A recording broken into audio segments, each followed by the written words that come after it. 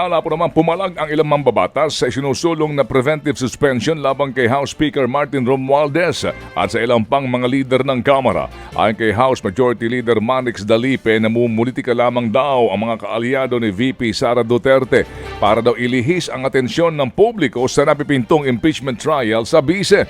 Ito na po'y parte ng taktika para pagtakpan ang mga isyong kinakaharap ng mga Duterte.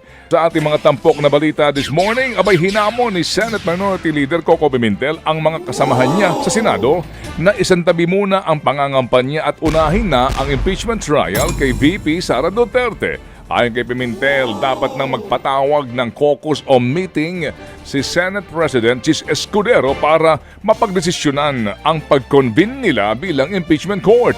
Gate ni Pimentel, political question ang usapin ng impeachment trial. Kung tutuusin, ito puro ay kayang simulan sa buwan ng Marso dahil nga sa masyado raw matagal kung gagawin pa ito sa Hulyo o pagkatapos ng SONA. Una nga pong naghain ng petisyon si VP Sara sa Supreme Court para questionin ang legalidad ng mga isinampang reklamong impeachment laban sa kanya sa Kamara.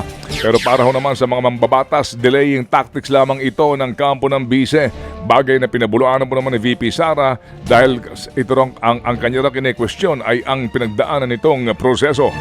Inatasan ng Korte Suprema ang Kongreso at Palasyo na magsumite ng kopya ng 2025 General Appropriations Act at maging ang mga bersyon ng panukala nito. Binigyan ng hanggang February 24 ang Kamara, Senado at Malacanang para isumite ang mga hinihinging dokumento para sa gagawing preliminary conference sa February 28. Kasunod yan ang inihaing petisyon sa kataas-taasang hukuman na kumukwestiyon sa 2025 budget dahil umano sa mga questionabling probisyon, gaya ng pagbibigay ng zero subsidy sa PhilHealth, ilegal na pagdagdag ng pondo kahit walang rekomendasyon ng Pangulo at paglobo ng budget ng DPWH. Kinwestiyon din sa korte ang umaning mga blankong probisyon sa BICAM report. Samantala po naman pumalag ang ilang mambabatas sa isinusulong na preventive suspension labang kay House Speaker Martin Romualdez at sa ilang pang mga lider ng Kamara. Ayon kay House Majority Leader Manix Dalipe, namumulitika lamang daw ang mga kaalyado ni VP Sara Duterte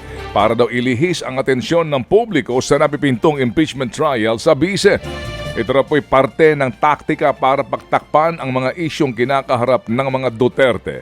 Nagugat po ang usapin sa inihaing reklamo sa Ombudsman ni na dating House Speaker Pantaleon Alvarez at ilang pang kaalyado ng mga Duterte kung saan hinihiling nila na suspindihin muna si Speaker Romualdez at ang ilang pamambabatas para nga daw magkaroon at hindi maimpluwensyahan ang gagawing investigasyon. Sa inihain po nilang reklamong katiwalian, kaugnay pa rin sa umano'y mga isiningit na mga items sa pambansang budget.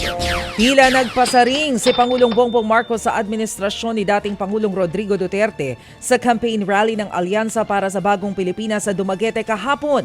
Iginiit ng Pangulo na hindi dapat maging madugo o umabot sa pagpatay ang pagsugpo ng kriminalidad sa bansa. Sa halip, dapat daw na bumuo ng batas para rito at maayos itong maipatupad ng pulisya at lokal na opisyal ng gobyerno. Ipinunto rin ni PBBM na hindi kailangang umasa ng bansa sa pogo. Laban kontra krimen at droga, hindi po natin kailangan dumaan sa madugong solusyon. Wala po kaming paniniwala na kailangan pong pumatay ng libo-libong Pilipino para mabigyan ng solusyon itong problema na ito. May tamang paraan po para tiyakin ang kapayapaan sa ekonomiya at trabaho. Hindi natin kailangan umasa sa ilegal na industriya tulad ng pogo na naging pugad ng krimen, naging pugad ng kaharasan. Ang solusyon ay tunay na trabaho, disenteng sweldo,